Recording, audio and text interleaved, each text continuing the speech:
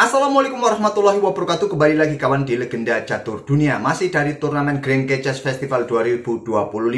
Turnamen terbuka kawan, turnamen catur acak atau catur 960 atau Fish Random yang sudah masuk hari kedua memainkan dua babak sekaligus, babak 2 dan babak 3. Untuk live tadi malam sebetulnya admin ingin adakan main bareng ya. Ternyata babak kedua sudah dimulai sejak jam 3 atau setengah 4 sore kawan.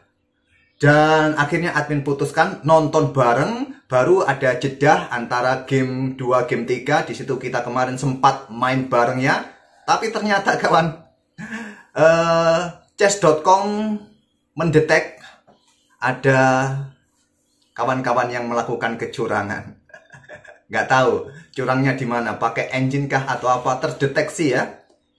Chess.com mengirim pesan pada admin, ada yang melakukan kecurangan. Cuma nggak ditunjukkan siapa yang melakukan kecurangan, nggak ditunjukkan. Cuma poin elonya dikembalikan oleh chess.com kawan. Ya ternyata isu melakukan kecurangan itu ada ya dari penonton-penonton atau subscriber ya, ternyata ada kawan.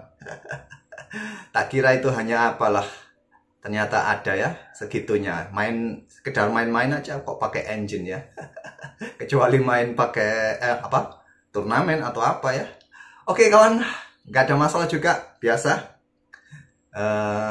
Dan kita kembali lagi ke Grengke Chess Festival 2025.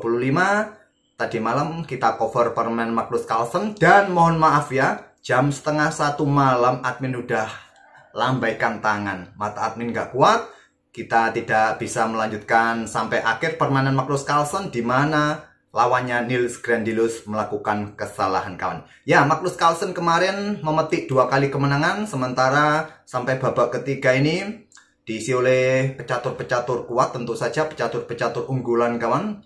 Pecatur 2700 ada Jan Nepomniachtchi kalah ya kemarin ya atas Leon-Luc Mendoza. Untuk lebih jelasnya sekali lagi untuk melihat klasemen ataupun data-data permainan, kalian kunjungi saja chess.com seperti ini. Admin tak akan terlalu rinci untuk menunjukkan tabelnya, masih dini, masih di babak ketiga. Untuk hari ini akan memainkan 2 babak juga kawan, babak 4 dan babak 5. Dan nanti live streamingnya akan saya awali sejak mungkin jam setengah 4 atau jam 3 ya, kalau lihat jadwalnya kawan. Oke, untuk game yang akan kita ulas terlebih dahulu ini, saya akan otak-atik permainannya Magnus Carlsen kawan pada game ketiga saat menghadapi pecatur Swedia Nils Grandelius, di mana terbilang cukup alot di middle game kawan. Akhirnya Magnus Carlsen menemukan kesempatannya saat Nils Grandelius melakukan kesalahan dengan kudanya mondar-mandir. Oke, nomor acakannya adalah nomor 9. Acakannya seperti ini. Kalau kita lihat semua pion dikawal oleh buah dari baris pertama ataupun baris ke-8 ya. Dan Magnus mengawali dengan pion sayap, pion H4. Ini adalah salah satu pembukaan yang paling kuat menurut engine buat nomor acakan 9. Ya, pion H4 ataupun dengan pion D4, pion C4 kawan. Nils bermain dengan pion pusat, pion E5. Saya rasa ya nggak ada masalah, walaupun ada tanda kuning di tahap pembukaan, apapun bisa kalian pilih. Tapi kalau engine yang main kawan, hentikan laju pion ini, atau cukup dengan pion D6 atau langsung pion D5. Tapi dengan pion E5 Magnus bermain dorong terus pionnya maju ke H5, baru sekarang dihentikan dengan pion H6. Kembali Magnus bermain dengan pion-pion sayap, sekarang pion B4. Setelah pion D6 Magnus kembali dengan pion sayapnya, pion A4, dorong terus pion sayapnya kawan. Kemudian setelah kuda D7 kembali bermain dengan pion sayapnya. Saya anggap pion sayapnya untuk pion center ya pion D, pion E ini yang saya anggap pion center, yaitu 2 atau 4 peta utama ya di center ini. Ya kalau lingkaran yang lain ini kawan, kotak-kotak yang lain ini ya termasuk juga peta pusat. Tapi yang kritis adalah 4 peta ini kawan di papan catur ini. Jelas Magnus Carlsen juga ingin kontrol peta pusatnya juga dan berikan jalan bagi gajah terutama. Pion F5 dari Nils Grandelius. Kemudian Magnus kembangkan kuda C3. Tidak disukai engine, langsung dobrak peta pusat. Oh ya, di posisi ini kawan, di posisi ini Magnus seharusnya juga bisa bermain dengan gambit, yaitu dengan pion D4 kalau mau. Tapi turnamen ini beda dengan turnamen freestyle Grand Slam. Di freestyle Grand Slam, para pemain diberikan waktu untuk mempelajari posisi, tapi di turnamen ini enggak kawan. Setelah nomor diacak, ya beberapa saat, jam langsung harus dipencet oleh para pemain. Artinya, pemain harus siap melakukan permainan tanpa mempelajari posisi. Nah, gambitnya seperti ini tadi kalau diterima, kalau nggak diterima, seumpama dengan pion D6, ya putih bisa melanjutkan jual beli pion. Kalau diterima langsung, putih juga bisa melanjutkan gambitnya lagi kawan dengan pion C3. Diterima, kalian ambil balik dengan gajah. Nggak ada masalah kalau menurut perhitungan engine ya. Ya, nggak sempat kepikiran sampai situ karena memang posisinya nggak dipelajari dulu, jadi nggak ada persiapan. Magnus bermain dengan pion-pion sayapnya. Kemudian pion F5, kuda C3, ada gajah F7 mengincar pion C4, pion D3 lanjut Magnus, pion C6. Magnus bermain dengan pion E3 sekarang juga untuk ini ya, untuk kawal petak baris keempatnya kawan. Lihat ruang di center ini ya sudah tercipta nggak seimbang posisi pion sekarang sampai langkah ke-8 ini. Kemudian hitam melakukan counter di petak A5, Magnus dorong pion B5-nya menolak pertukaran. Biarkan saja kalau hitam yang mendahului pertukaran di sini. Mungkin kuda yang ambil balik ini bagus ya, membuat posisi kuda ini bagus. Atau menggunakan pion A mungkin. Bisa juga bawa pion tepi ke center. Tapi hitam punya pion bebas jadinya. Gajah B6, pilihan Nils Grandelius. Kemudian gajah E2. Nah, kemarin ini langkah yang tak terprediksi oleh kita. Kita memprediksi bahwa kuda berkembang ke petak B3 atau kuda ini dibawa ke petak E2, mungkin nanti juga siap dibawa ke petak G3, berikan tempat bagi gajah kawan untuk persiapan pertempuran petak D4. Langkah Magnus gajah E2 ini nggak terprediksi oleh kita tadi malam. Kemudian kuda E7, ada kuda B3 untuk perkuat pertarungan mungkin kawan. Selanjutnya kuda C5, tantang Nils Grandelius. Baru di sini kawan terlihat setelah melakukan kesalahan kuda C5, keunggulan hitam langsung hilang ya. Apa langkah terkuatnya? Amankan raja. Dengan cara benteng digeser. Ups, sorry, bukan rokade panjang ya. Maksud saya benteng ini digeser untuk berikan ruang pergerakan bagi raja. Rokade pendek kawan, bukan rokade panjang. Ian Ipu melakukan rokade panjang dan babak belur dihajar Leon Luke Mendoka di game ketiga tadi malam. Kuda C5, Magnus melateninya. Kuda pukul kuda C5, gajah ambil balik cop dan menteri D1. Lagi-lagi langkah yang unpredictable dari Magnus Carlsen kawan, di mana ada opsi benteng H3 ataupun juga kuda D1, kuda B1, berikan akses menteri di diagonal gelap atau berikan tempat bagi gajah untuk siap pertarungan di petak D4. Tapi Magnus dengan menteri D1 untuk pertarungan petak D4. Ada menteri A7, perkuat petak D4. Benteng akad naik.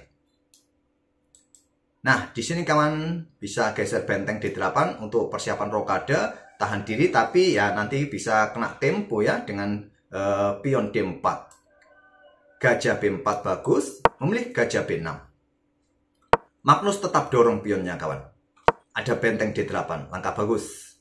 Dan persiapan juga rokade, Magnus tetap membuka permainan dengan pion D pukul pion E5. Pion diambil balik pion E5. Menteri C2 menghindari discover. Kemudian di sini Nils rokade pendek dan Magnus melangkah kuda B1. Berikan tempat bagi gajah. Ada pion F4 untuk membuka diagonal bagi snipernya kawan. Dan untuk menghilangkan kontrol petak D4. Nah, pion E4 didorong oleh Magnus. Magnus tidak ingin kehilangan kontrol pada petak D5 kawan. Ada opsi terima juga, bagus. Nah, jika diterima oleh hitam, putih punya diagonal buat gajah ini. Jadi kemungkinan akan ditahan. Mungkin gajah E6 kalau engine yang main. Nah, kalian bisa caplok di sini. Yang ditakutkan Magnus dengan dorong pion E4 untuk tetap mendapatkan kontrol ini, yaitu adanya pion C pukul pion B6 kawan. Nanti kuda bisa lompat ke sini kalau nggak ada yang menjaga petak D5. Jadi Magnus ingin tetap kontrol petak pusatnya ini. Gajah D4. Ada kuda D2. Lanjut Magnus Carlsen. Pion C5. Dengan cara seperti ini, Nils Grandelius mempunyai kesempatan menutup permainan di sisi menteri ataupun petak pusat dengan gajah D4-nya. Kemudian kuda F3, pion B6, berikan jalan bagi menteri bergeser, juga perkuat permainan pionnya sayap menteri. Magnus menantang pertukan gajah. Harapannya juga nanti caplok. Kalau diambil menggunakan pion C, Magnus siap dorong pion C-nya dan membuat pion bebas di sisi menteri. Menteri C7, tap, coba backup ya. Karena tadi juga ada indikasi di sini cop. Nah, pion ini cop, jadi menteri C7 backup lajur C-nya dan juga backup peta E5. Ada benteng C1. Magnus konsen untuk meloloskan pion di sayap menteri. Jadi pion G5 terlebih dahulu usir benteng. En passant, ambil balik, benteng H5. Menekan pion yang di sini kawan. Raja G7, ya Magnus tadi punya opsi untuk ambil pion sebetulnya, nggak ada masalah. Raja G7, baru benteng mundur ke H5 lagi. Ya kalau terbuka mungkin Magnus nggak suka dengan tantangan pertukan benteng yang kemungkinan akan menghasilkan game remis. Jadi Magnus Carlsen tetap menutup lajur H, nggak caplok pion benteng H5. Raja G7, Magnus caplok gajah D4, ambil balik menggunakan pion E. Ya, menggunakan pion C di sini kawan. Ya, ada opsi ya pion ini didorong tapi mungkin juga ditahan. Untuk saat ini beda lagi kawan kalau didorong. Ups. Beda, agak sedikit beda. Keunggulannya apa? Pion D3 kawan, cukup berbahaya ya, cukup berbahaya. Nggak ada yang ngawal.